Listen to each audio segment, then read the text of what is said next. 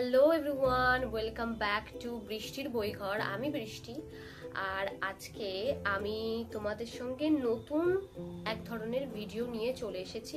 এটা আজকের ভিডিওতে একটু অন্য ধরনের হতে চলেছে, কারণ আজকের ভিডিওতে আমি কোনো একটি নির্দিষ্ট বই নিয়ে কথা বলবো না বা কোনো বুক আনবক্সিংও করবো না। তো আজকের ভিডিওটায় আমরা কিছু মাসিক পত্রিকা আর কিছু বই নিয়ে কথা বলবো, যে বইগুলি আমি অক্টোবর মাসে পড়েছি। তো চলো প্রথমে মাসিক পত্রিকা দিয়ে শুরু করা যাক। যদিও আমি মাসিক পত্রিকাগুলো পুরোপুরি ভাবে পড়িনি, মানে প্রত্যেকটি গল্প পড়িনি, কিছু কিছু পড়েছি। আর সেই গল্পগুলো নিয়ে আমি আলোচনা করবো না খুব একটা, আমি জাস্ট বলবো যে কোন কোন গল্পগুলো পড়েছি। প্রথমে শুরু করা যাক কিশোর ভারতী দিয়ে। এই যে পত্রিকাটা, এইটি যাদের বয়স ওই 13, 14, 15 তাদের জন্য বেস্ট, বাচ্চাদের জন্য। কিন্তু আমার বয়স যদিও কালে কালে অনেকই হলো, তো আমি এরকম ধরনের গল্প পড়তে খুবই ভালোবাসি। আর বিশেষ করে ধরো ঘুম থেকে উঠলাম, তারপরে কোনো একটা সেলফ হেল্প দিয়ে শুরু করলাম মর্নিংটা, তারপরে আবার কিছু কাজ করার পরে কোনো একটা নভেল বা ফিকশন নিয়ে বসলাম পড়তে। তো সারাদিন এইভাবে চলে, কিন্তু রাত্রে ঘুমোতে যাওয়ার আগে এই যে মাইন্ডটা, এটার উপরে এত প্রেশার দিয়েছি সারা দিন ধরে, তো তার থেকে একটু বিরতি নেওয়ার জন্য বা মাইন্ডটাকে একটু স্থির করার জন্য আমি এরকম ধরনের পত্রিকা পড়ে থাকি। যদিও তেমন ভাবে পড়া হয় না, কন্টিনিউয়াসলি পড়া হয় না বা কনসিস্টেন্সির সঙ্গে পড়া হয় না। কখনো কখনো এটাকে আমি স্কিপ করে যাই, হয়তো মনেও থাকে না যে আমার পড়া হয়নি আজকে। এটি 2025-এর সেপ্টেম্বরের পত্রিকা। এতে 14টি গল্প আছে, সমরেশ মজুমদারের অর্জুন সহ 5টি কমিক্স। তো চলো এবার আমরা সূচিপত্রটা দেখে নিই, আর তারপরে বলছি কোন কোন গল্পগুলো আমি পড়েছি। তো এখানে আমি যে যে গল্পগুলো পড়েছি সেগুলো আমি দেখে নাও, দাগ দিয়ে নিয়েছি। তো চলো তাড়াতাড়ি আমি একটু দেখিয়ে দিই আমি কোন কোন গল্পগুলো পড়েছি। পুজোর ব্লু প্রিন্ট, কৃষ্ণেন্দু মুখোপাধ্যায়ের।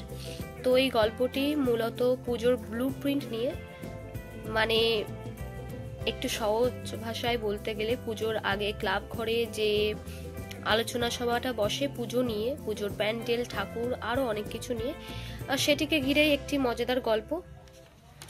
ভূতের ওঝা, সোমঝা দাসের এই গল্পটি তো আমার অসাধারণ লেগেছে। রালু, শালু আর সপ্তমীর ভোজ, প্রচেত গুপ্তের লেখা। এই গল্পটি যেরকম মজার, সেরকমই এই গল্পটির শেষে আমরা সুন্দর একটি বার্তা পাই, যেটা জীবনে চলতে গেলে আমাদের মাথায় রাখা খুবই দরকার। তো তারপরে আসে কিরুর ক্লাসে ওঠা, উল্লাস মল্লিকের। এটিও খুবই একটি ফানি গল্প। তারপরে আসে ক্যালিডোস্কোপ, শ্রাবণী সেনগুপ্তের লেখা। শাপলা ফুলের বাড়ি, রূপায়ণ ঘোষের লেখা। তো এই এতগুলো যে গল্প দেখালাম বা এরপরেও যে গল্পগুলো দেখাবো, তার মধ্যে সব থেকে আমার এই গল্পটি ভালো লেগেছে। পাড়ার দুই নাতি নাতনির সঙ্গে একটি ঠাম্মার সুন্দর একটি মিষ্টি গল্প নিয়ে এই গল্পটি লেখা হয়েছে। তো আমার তো খুবই ভালো লেগেছে এই গল্পটা পড়ার পরে। তারপরে আসে পশুপ্রেমী নসু মামা, সাম্য মণ্ডলের লেখা। পিকু ও ছোটকার গানের ক্লাস, ঋক প্রসাদ বিশ্বাসের। এই গল্পটি তো খুবই হাস্যকর। এই গল্পটিতে মূলত ছোটকার, মানে এই যে ভদ্রলোক দেখতে পাচ্ছ, এনার গানের গলা নিয়ে বর্ণনা দেওয়া হয়েছে। এরকম ধরনের ছোটকা আমাদের আশেপাশে অনেক ঘুরে বেড়াচ্ছে, আর তার মধ্যে আমিও একজন। যদিও আমি ছোটকা নই, আমি হলাম বৃষ্টি। আমার গানের গলাটাও ঠিক ওরকম। আমি যখন গান করি, বাড়ির চালের ওপরে যত কাক যা কিছু থাকে সব উড়ে যায়। আচ্ছা, যাই হোক। তারপরে আসে বাঁশতলার ডোবা, সঞ্জয় কর্মকারের। গল্পের খোঁজে, নয়ন বসু। আর তারপরে আসে নীলকুঠির বাসিন্দারা, অরিন্দম দেবনাথ। আচ্ছা, এই যে গল্পটি, এটা আমি সত্যি বলছি পড়ার পরে আমি কিছু বুঝতে পারিনি গল্পটির মূল উদ্দেশ্য কি বা গল্পটির মূল ভিতটাকে আমি সত্যি বুঝতে পারিনি এই গল্পটি পড়ার পরে। তো এই ছিল। আর এই যে বেড়াল দেবীর প্রতিশোধ, এইটা আমি পড়িনি। হেমন্ত শ্রেষ্ঠ বোসের লেখা, এটিও খুব সুন্দর একটি গল্প, একটু ইমোশনাল। তো এই ছিল কিশোর ভারতী। এবার আসা যাক দ্বিতীয় মাসিক পত্রিকাটি যেটা আমি পড়েছি, সেটি হলো সন্দেশ, 2025-এর মে মাসের। পত্রিকাটি থেকে আমি তেমন কোনো গল্প পড়িনি, যেগুলো পড়েছি সেগুলো একটু এক ঝলকে দেখিয়ে নিচ্ছি। তো প্রথমে যে প্রবন্ধটি পড়েছি সেটি হলো এটি, রায়বাড়ির রূপকথা, সৌম্যকান্তি দত্ত। তো এই প্রবন্ধটিতে উপেন্দ্রকিশোর রায়চৌধুরীর, তারপরে সুকুমার রায়, সুকলতা রাও, পূর্ণলতা চক্রবর্তী, সত্যজিৎ রায়, লীলা মজুমদার, এনাদেরই লেখা অনেক গল্প নিয়ে আলোচনা করা হয়েছে আর তাদের ফ্যামিলি ব্যাকগ্রাউন্ড নিয়ে কথা বলা হয়েছে। তারপরে এই গল্পটি পড়েছি ছোট বউ, উপেন্দ্রকিশোর রায়চৌধুরীর লেখা। তারপরে এই যে গল্পটি দেখতে পাচ্ছ সুন্দরী, সুকলতা রাওয়ের লেখা। তো আমি এই গল্পটি পড়া শুরু করেছিলাম, তারপরে আমি বন্ধ করে দিই পড়া, কারণ আমার মনে হয়েছে এই গল্পটি হলো ইংরেজিতে একটা গল্প আছে না, বিউটি অ্যান্ড দ্য বিস্ট, আর এটা মূলত আমাদের স্কুলে 7 কিংবা 8-এ ছিল এই গল্পটির নাম ছিল বিউটি অ্যান্ড দ্য বিস্ট। তো তার জন্য আমি এটা আর পড়িনি, কারণ এটি আমার অনেকবারই পড়া হয়ে গেছে আগে। তারপরে পড়েছি রাজার অসুখ, সুকুমার রায়ের লেখা। তো এই গল্পটি তো আমার প্রাণ ছুঁয়ে গেছে।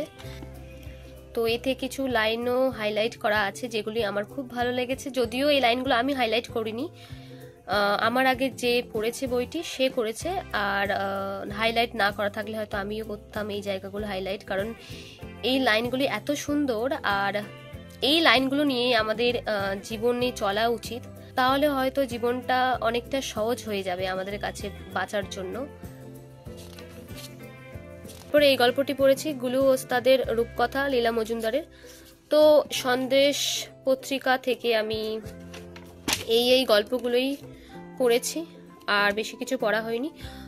বইগুলো দেখানো যাক যেগুলো আমি পড়েছি, আর 2টি বই আমার কাছে নেই, সেটি আমি স্ক্রিনে অ্যাটাচ করে দেবো, যদিও সেই বইগুলির রিভিউ অলরেডি আমার বাংলা মানে এই চ্যানেলটায় আপলোড করা হয়ে গেছে। আর কিছু বই দেখাবো যেগুলো আমি অক্টোবর মাসে পড়ছিলাম, এখনো পড়ে চলেছি। তো প্রথমে দেখাই এই বইটি, how to win friends and influence people by Dale Carnegie.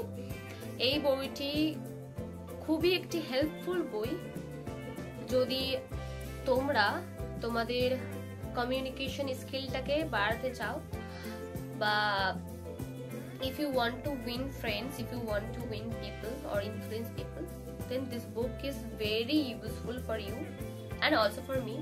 তো তার জন্য এই বইটি পড়ছি, খুবই স্লোলি পড়ে যাচ্ছি বইটি, কারণ বইটি যদি আমি জাস্ট পড়ার জন্য পড়ি তাহলে কিছু বুঝতে পারবো না, কিন্তু আমি জানার জন্য পড়ছি, আর যে রুলসগুলো এখানে দেওয়া আছে সেগুলো আমি আমার লাইফে অ্যাপ্লাই করার চেষ্টা করছি। তো তার জন্য একটু ধীর গতিতে পড়ছি বইটি। অচেনা অজানা বিবেকানন্দ শঙ্করের লেখা। তো আমার মনে হয় না এই মানুষটিকে তোমাদের সাথে পরিচয় করিয়ে দিতে হবে। এই মানুষটির যে অবদান আমাদের ধর্মর জন্য বা আমাদের ভারতের জন্য, তো তোমরা যদি সেটা আরেকটু গভীরভাবে জানতে চাও, কারণ আমরা যেগুলো শুনেছি সেগুলো হয়তো কারোর মুখ দিয়ে শুনেছি বা কোথাও দেখেছি, তো তার সেই ভিত্তিতে সেই ধারণাগুলো রয়ে গেছে, কিন্তু তোমরা যদি সেই সঠিক তথ্যগুলো জানতে চাও বা উনি কি বলে গেছেন, ওনার জীবনটাকে দেখার যে ভাবনা বা ধারণা বা দৃষ্টিকোণ সেটা কেমন ছিল, তাহলে তোমাদেরকে এই বইটা পড়তে হবে। তো তারপরে আমি আরেকটি বই পড়েছি, সেটি হলো তারা ভরা আকাশের নিচে। একটু বইটির নামটা ভালো করে দেখে নি, হ্যাঁ, তারা ভরা আকাশের নিচে, শ্রীজাতর লেখা। আর এই বইটি আমার কাছে নেই, এটি হলো আমি একজনের কাছ থেকে ধার করে নিয়েছিলাম পড়ার জন্য, তো তারপরে সেটা তাকে ফিরিয়ে দিয়েছি।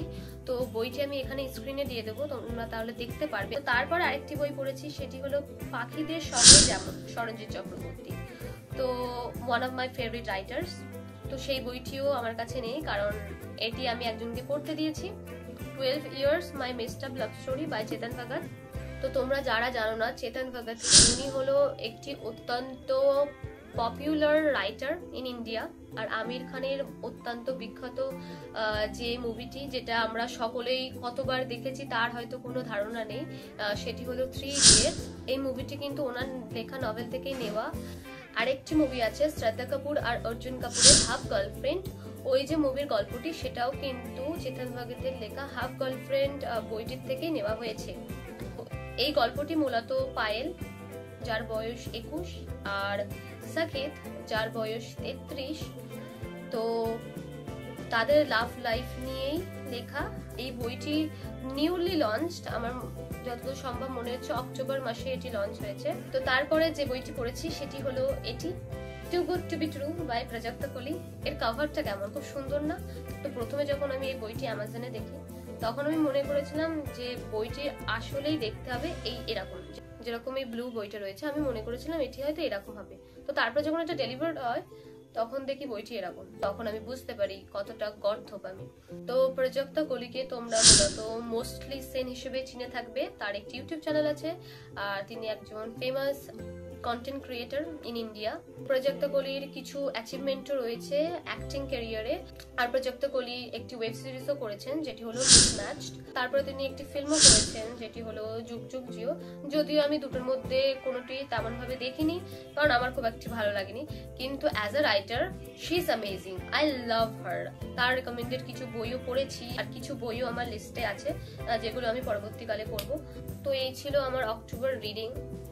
তোমাদের যদি ভিডিওটি ভালো লাগে তাহলে লাইক করতে ভুলবে না, আর যদি এই চ্যানেলে নতুন হয়ে থাকো তাহলে সাবস্ক্রাইব করো। আর তোমরা যদি কোনো বই আমাকে রেকমেন্ড করতে চাও তাহলে তো কমেন্ট বক্স খোলাই আছে, সেখানে রেকমেন্ড করে দিও। তো আজ ছিল এই অবধি, তোমাদের সাথে দেখা হচ্ছে নতুন একটা ভিডিও নিয়ে। আজকের জন্য টাটা।